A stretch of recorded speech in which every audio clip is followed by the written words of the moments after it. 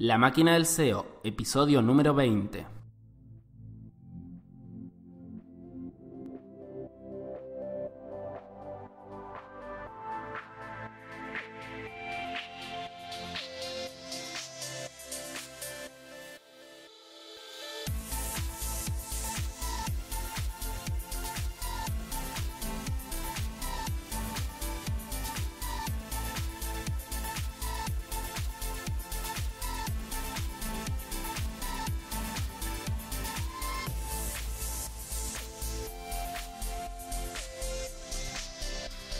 Hola a todos y a todas los estimadísimos oyentes de la máquina del SEO. ¿Cómo están? Sean muy bienvenidos nuevamente a este hermoso podcast de posicionamiento en Google y de marketing digital.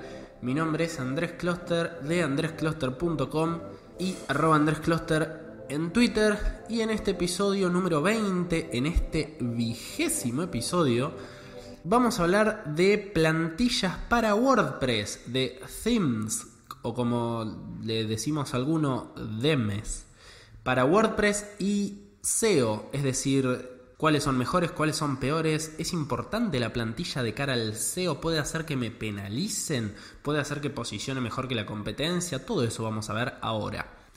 Antes de eso, les voy a hablar unas palabritas de nuestro patrocinador, que es Ahrefs. Ahrefs.com, la mejor herramienta SEO del mercado, la herramienta SEO all-in-one que no le puede faltar a ningún SEO para realizar todas las tareas a las que nos vemos sometidos por nuestros proyectos en el día a día para tratar de obtener más visitas desde Google y así multiplicar las ganancias de ese negocio digital. ¿Quieren saber por qué la competencia lo supera en Google? Se van a ahrefs.com, ahrefs.com, y lo averiguan y corrigen lo que tengan que corregir para superar a su competencia, tener más visitas y ser más felices. andrescloster.com/episodio-13 para saber 10 cosas que hago en mi día a día con Ahrefs. Pasado el patrocinio, el episodio número 20 lo van a encontrar en andrescloster.com/episodio-20. Y como les digo en todos los episodios, y aquellos que ya están suscritos deben decir, uy, otra vez lo va a decir. Sí, otra vez lo voy a decir. andrescloster.com/podcast para suscribirse a la lista de correos. Si es la primera vez que lo escuchas, vas, te suscribís, dejas tu mail, recibís todos los nuevos episodios en tu mail, calentitos, recién salidos del horno, además de algunas promociones, sorteos y descuentos exclusivos para el público fiel de la máquina del SEO. Recuerden que estamos en Spotify, estamos en iTunes, estamos en iBooks, y ahí si nos están escuchando en este mismo momento desde alguna de esas aplicaciones, se fijan si nos pueden dejar 5 estrellitas, pulgar arriba, comentarios positivos, nos comparten con sus amigos porque queremos llegar a la mayor cantidad de gente interesada en marketing digital desde este podcast, y además hablarles de SEO, que no se habla tanto como de otras temáticas de marketing digital. Así que todo lo que nos ayude a difundir y a llegar a nueva gente, vamos a estar muy contentos. Vamos al tema que nos compete en el día de la fecha, que es las plantillas para WordPress. Quien no sepa a esta altura del partido lo que es WordPress, bueno, no sé qué hace escuchando un podcast de SEO, pero WordPress es un gestor de contenidos con el cual se hacen páginas web, que es tan popular y además tan fácil de usar que el 30% aproximadamente de las webs del mundo corren en WordPress, están desarrolladas, están creadas a través de WordPress. andrescloster.com está creado con WordPress, agency11.com está creado en WordPress. Todos mis nichos están creados en WordPress. No sé si alguna vez hice una web que no sea en WordPress en los últimos 8 años. Bien, WordPress está muy relacionado con lo que es SEO porque quienes tenemos micronichos, del cual hablamos en el episodio número 19, la gran mayoría de las veces los montamos en WordPress por una cuestión de facilidad y también por una cuestión de que nos permite toquetear mucho de cara al SEO. Entonces nos permite posicionar nuestros nichos y recibir visitas que se transformen en ganancias. En este episodio vamos a hablar de hasta qué punto influyen las plantillas de cara a el SEO. Cuando compramos una plantilla, cuando vemos la descripción de una plantilla, quiero decir que la mayoría de esas son pagas, lo vemos en sitios pagas, suele decir el desarrollador optimizado para SEO, como una cosita más, un tick más que pone para que compremos o descarguemos esa plantilla. Obviamente no basta únicamente con que el desarrollador ponga optimizado para SEO para que esté optimizado para SEO, eso lo sabemos muy bien. Y ya varias veces he recibido la inquietud de qué plantilla recomendás que esté optimizada para SEO, que sea buena para SEO. Bien, la plantilla que les recomiendo tiene que ser la plantilla que mejor se adapte a lo que los usuarios del sitio que están creando necesitan. Lo que estoy diciendo puede parecer una obviedad y en parte lo es, pero una plantilla extremadamente minimalista no funcionaría bien en la web de una agencia de marketing digital.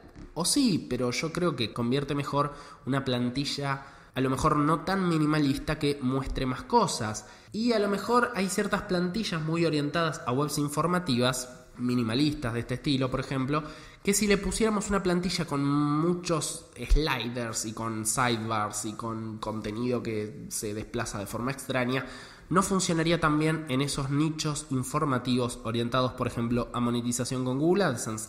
Entonces, la plantilla depende, ¿bien?, de lo que necesitemos, del nicho, del sector y de lo que el usuario está buscando, del tipo de web que el usuario está buscando. No pongan colores en una plantilla sobre medicina, o sí, pero digamos, no pongan colores muy llamativos y una web que parezca de payasos. Dicho esta obviedad, hay ciertas cuestiones que sí hay que mirar a la hora de elegir una plantilla SEO para definir principalmente si esa plantilla SEO nos va a arruinar el posicionamiento. No es tanto lo que nos pueda sumar, es más lo que nos puede llegar a restar. ¿Bien? Vamos a tildar algunos ítems, algunas características que sí o sí tienen que cumplir. ¿Bien? La primera es que sea responsive, que se adapte a celulares y a tablets. A esta altura del partido es increíble que haya que mencionarlo porque hay más tráfico mobile que tráfico de escritorio, es decir, hay más gente navegando en internet con el celular que con una computadora. Por lo tanto, cualquier plantilla WordPress debería estar principalmente pensada para tráfico proveniente de celular, de móviles. Pero bueno, aunque ustedes no lo crean, hay plantillas que no son responsive. Y cuando me refiero a responsive no hablo únicamente desde el punto de vista del código, sino también que se vea lindo desde el celular, que se vea navegable, que sea fácil, que sea entendible, que sea orientada a tráfico mobile. Ese es el primer punto. El segundo punto es, y también uno de los más importantes, la velocidad de carga. ¿Qué tan rápido carga la web cuando tenemos esta plantilla? Hay plantillas que ralentizan muchísimo la carga por un montón de razones técnicas que no vienen al caso porque esto es un podcast y es muy difícil enumerar razones técnicas. Pero por muchas razones hay plantillas que cargan lento, que tardan 6 segundos en cargarse. Ni hablar cuando le empezamos a meter cosas. Entonces, esto es muy importante, que la plantilla haga que nuestra web cargue rápido o que por lo menos no la ralentice, porque es un factor negativo de posicionamiento. De forma directa, Google ya dijo, sitios que carguen lento van a posicionar peor, y además de forma indirecta, porque hace que el usuario se vaya rápido y eso es señales de usuario que Google también toma en cuenta a la hora de posicionar un sitio web. Otra cosa que tenemos que tener en cuenta es que tenga las tags HTML correctamente implementadas. Con esto quiero decir, algunas cosas son muy sencillas, pero por ejemplo, sabemos que todas las páginas internas de una web tienen que tener uno y solamente uno, ni más ni menos que uno, título H1 que va en el código HTML, signo de menor, H1, signo mayor. ¿Bien? ¿Me siguen? Dentro de esa etiqueta va el título de la página. Y ese título generalmente se muestra más grande.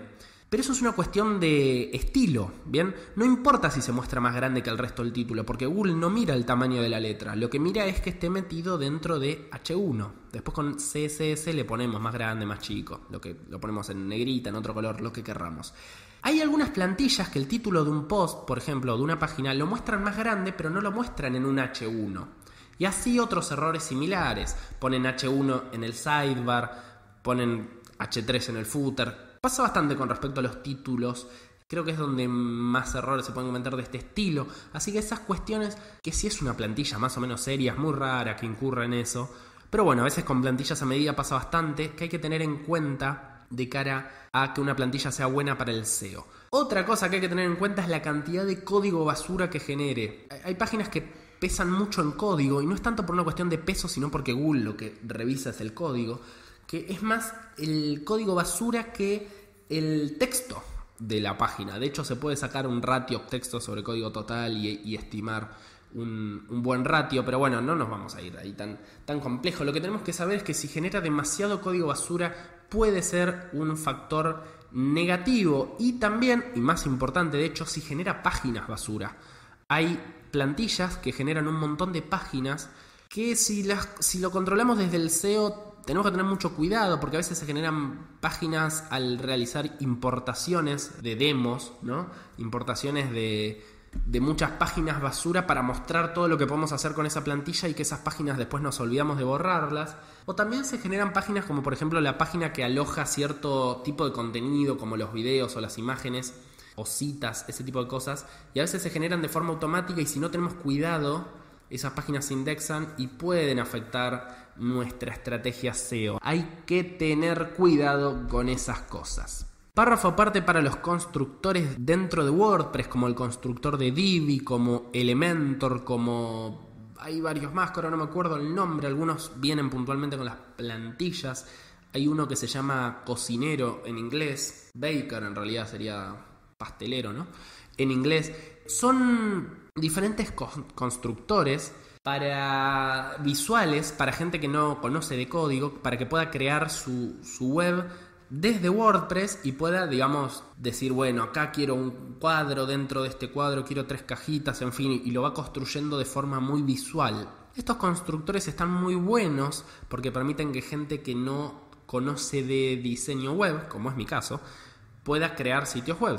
Por otro lado, a veces generan mucho código basura. De hecho, por lo general generan mucho código basura. Por lo general tardan en cargar las webs. Por lo general a veces pasa que subimos una imagen, la achicamos y lo que hace es cargar la imagen grande y luego achicarla desde HTML en lugar de recortar la imagen.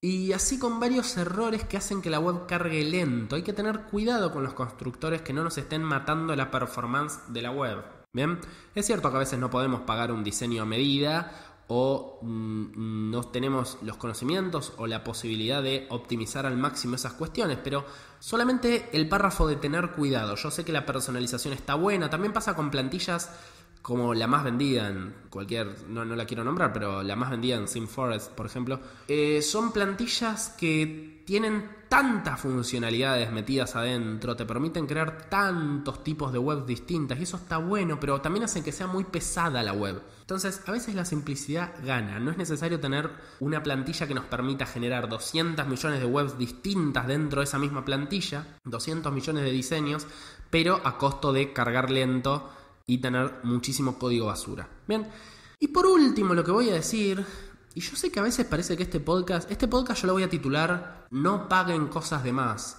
porque básicamente en cada episodio los insto a que no paguen cursos, a que no paguen plantillas, a que que hagan cosas gratis. Es un podcast de marketing digital low cost. No, hablando en serio, yo pago muchas cosas, pago cursos, pago formación, pago plantillas, pago un montón de cosas que me sirven pago servicios, pago Ahrefs, pago un montón de aplicaciones, pero a veces cuando la gente arranca paga más de lo que debería, paga más de lo necesario y a veces incluso también paga teniendo un presupuesto a lo mejor menor al que puedo tener yo con una pequeña agencia detrás. Entonces, lo que le quiero decir es, cuando arrancan, sobre todo si están haciendo nichos, no necesitan una plantilla paga. Y acá quienes tienen plantillas pagas me van a odiar, pero bueno, lamento decirles eso. Yo uso plantillas pagas en la mayoría de mis nichos. Tengo un par muy interesantes, incluso tengo la de Romuald Fons, Orbital, que está muy buena, pero es un poco cara para arrancar y no es tan necesaria. Sumar un 0,01% de puntos SEO, por decirlo de alguna manera, suponiendo que Google utiliza puntos, que no funciona así, pero bueno, si funcionara así, ¿no? Sumar un poquito a cambio de una plantilla de $100 no es negocio, ¿bien? Y yo he tenido un montón de nichos que posicionaron con la plantilla por defecto de WordPress, un poco tuneada. Así que no es necesario la última plantilla SEO optimizada con no sé qué cosa y con y palabras raras que uno no entiende y dice, wow, debe ser la mejor, vamos a comprarla. No necesariamente. De hecho, la plantilla, si me apuran, si van con presupuesto recortado, y no son una empresa que a lo mejor puede elegir el diseño que tiene. Obviamente tener una buena plantilla es mucho más barato que un diseñador. A veces se necesita un diseñador o diseñadora. Pero si van con el presupuesto acotado y quieren hacer un proyecto propio, no usen una plantilla paga, no lo necesitan. Usen una gratuita, fíjense que tenga buena velocidad de carga, fíjense que le dé una buena experiencia al usuario. Si sienten que el usuario necesita algo más elegante, no pongan la que viene por defecto en WordPress, porque va a quedar horrible. Pero fíjense principalmente que sea responsive, que tenga una buena velocidad de carga, que se vea linda para lo que necesitan mostrarle al usuario y poquito más. No se den tantas vueltas con la plantilla. Así que esa es la respuesta a quienes me preguntan ¿qué plantilla SEO uso? La respuesta es no le den tantas vueltas. Y este fue el episodio número 20. Déjenme sus comentarios en andrescloster.com/episodio 20. Déjenmelo también en @andrescloster. Díganme, yo tengo una plantilla y no estoy de acuerdo con lo que estás diciendo. O yo pagué muchos dólares en un montón de plantillas, así que no estoy de acuerdo con lo que estás diciendo. No, hablando en serio. Díganme realmente qué es lo que piensan de esto que les acabo de decir y qué otras cositas creen que hay que tener en cuenta a la hora de elegir una plantilla. Nos vemos la semana que viene en el próximo episodio de La Máquina del SEO. Mi nombre es Andrés Closter